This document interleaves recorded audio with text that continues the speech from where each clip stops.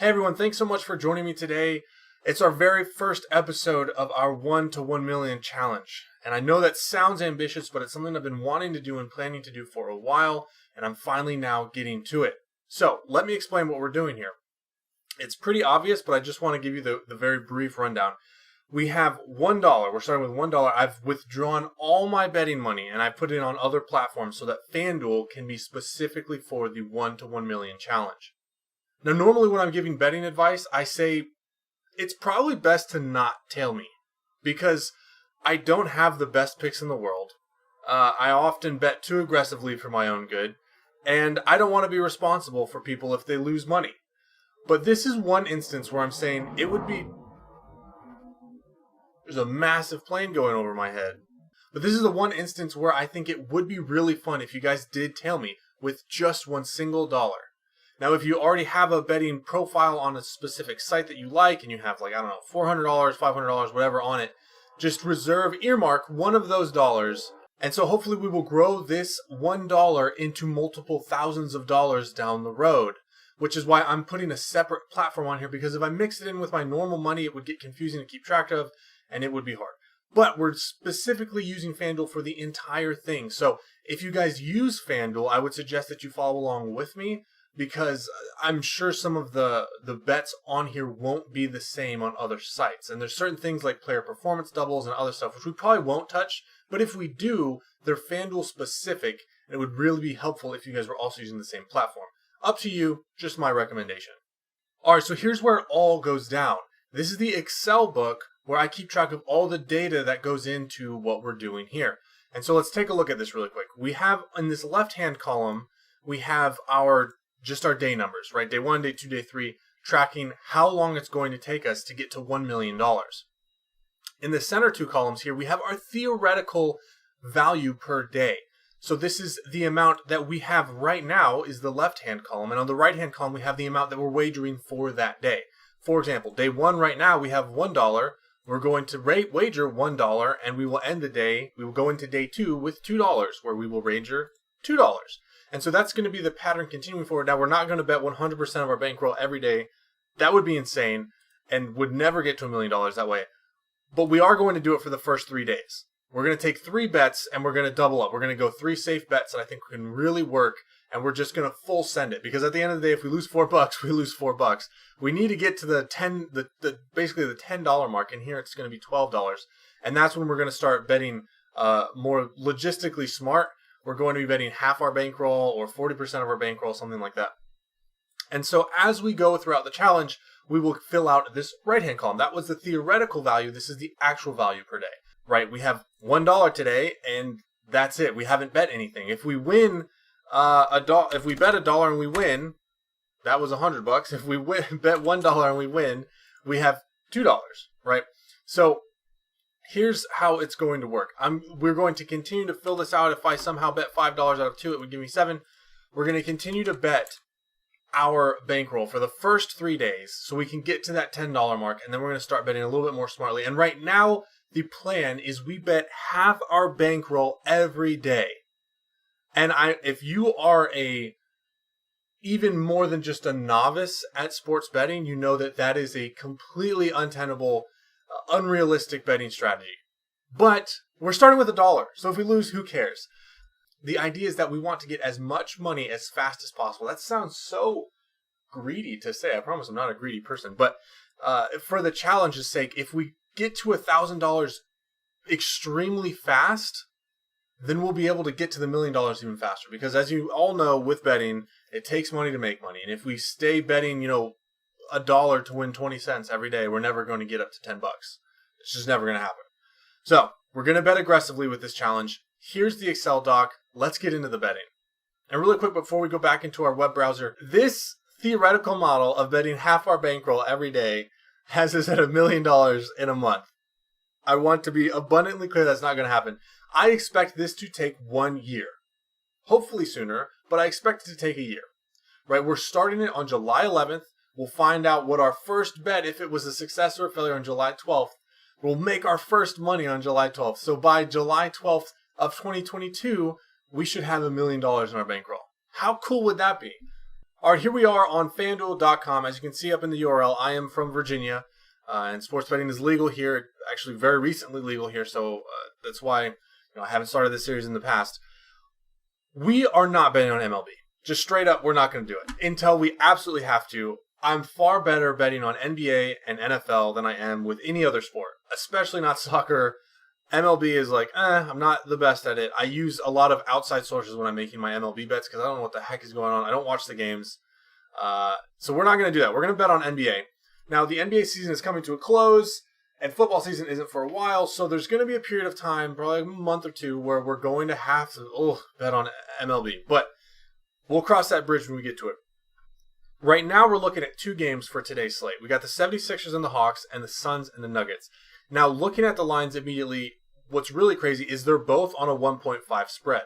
The Nuggets are 1.5 favorites. The 76ers are 1.5 favorites. If you don't know what that means, I'm not going to explain it in this video. There's a lot that you can learn about betting.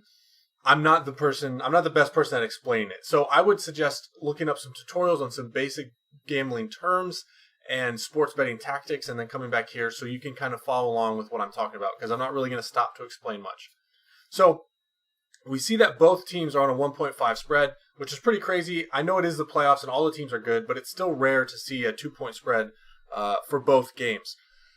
That being said, I immediately already like 2 options. I like the 76ers as 1.5 favorites, and I like the Suns as 1.5 dogs. I'm not going to bet those right now, but that's something I'm going to keep in mind, because right now the 76ers, I think, besides the Nets, I think the 76ers are the best team in the league. They have the most complete team in the league by far, and they outmatch the Hawks in size extremely well. Now, they did drop a game to the Hawks, and that was surprising. And they are also away, which is why I think they're only 1.5 favorites rather than more than that. But I think that they're going to win, is basically what I'm saying.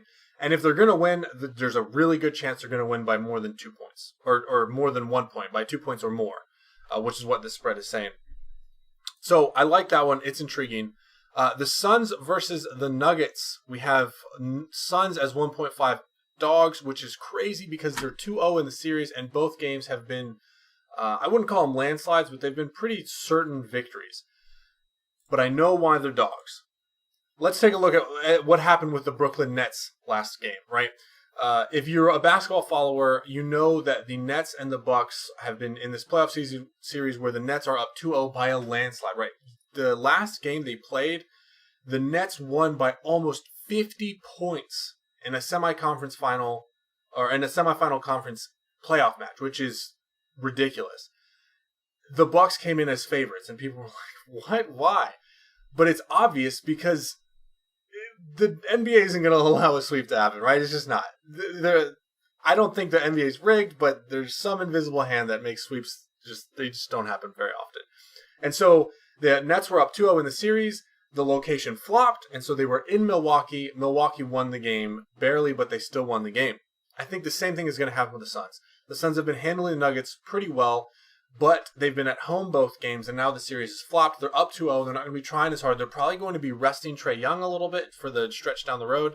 Probably going to get less minutes this game, while the Nuggets are going to be playing their hearts out so they can stay in the series. And so I also agree that the Nuggets are good here, but the Suns at 1.5 seems more attractive because of something that I'll discuss later. So I like both of these lines. I like the over here, but it's went under before. So I don't know. I feel like this is actually a pretty even line. This one I feel like is more likely going to be under. I don't know. These are both pretty like spot on lines of where I think the total would end. But we're not going to make bets just based on inclination. We're going to do research. And so I have 4 tabs open. These are the tabs that I always use, or at least I always start with when I do my bet researching. So the first thing I do is I just go onto Bing. And I know, Bing, right?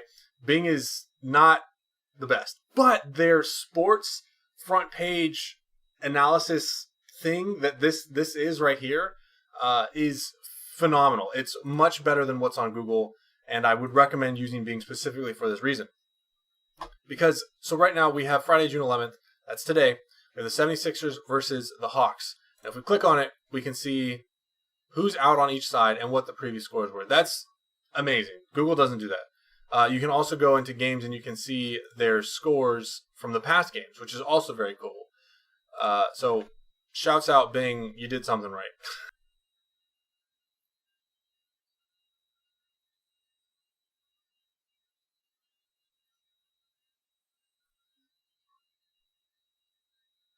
So the first thing I want to do is I want to take a look at the injury report. Joel Embiid is game time decision. He's going to play. He played in game 2. He went out in game 1, but he played in game 2, and so he's obviously going to play in game 3.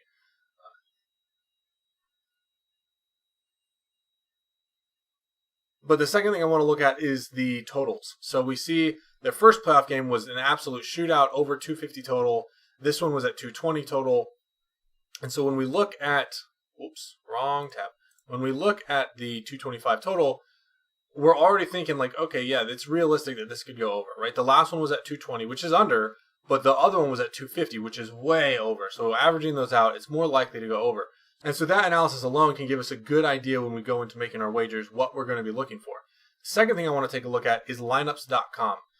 They have the most comprehensive, in my opinion, defensive ranking list, and we can also sort by offensive ranking list, but it's not as, I don't think it sorts it as well.